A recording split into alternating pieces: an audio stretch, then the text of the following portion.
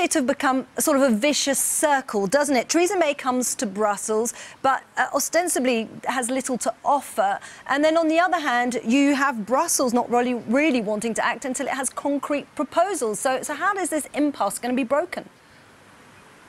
Well, that is, of course, the million-dollar question, Isabel. We heard there was no breakthrough yesterday when Theresa May was in town. We were told the talks were robust and constructive, which in diplomatic code means didn't go too well at all, and they were rather awkward.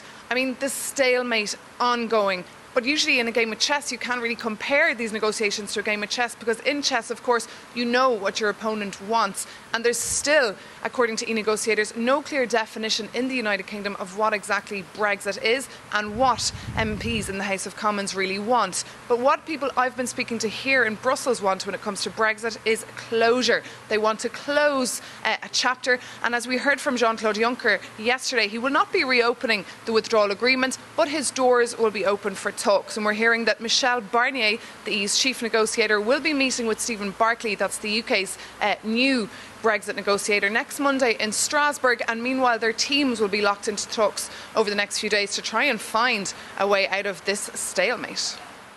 But Méabh, Theresa May has insisted that she wants to deliver Brexit on time. Do EU leaders think that's possible?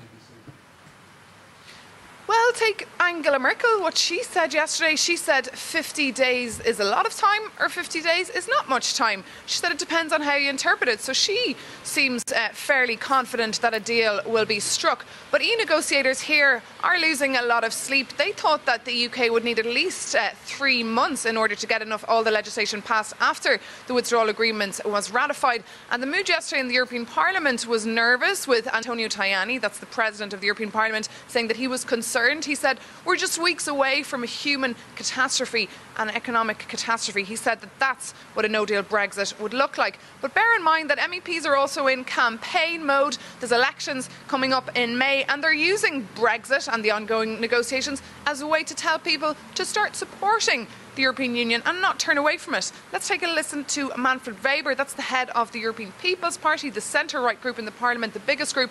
He's hoping to be the next President of the European Commission. Let's take a listen to what he had to say yesterday in Athens.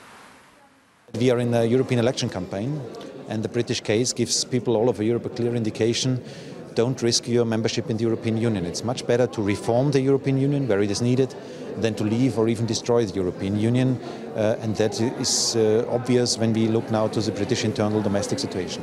And this seems to be working. If you look at countries like Denmark, for example, who joined in the same year as the UK, Euroscepticism has actually gone down in that country, much to the joy of remaining EU member states.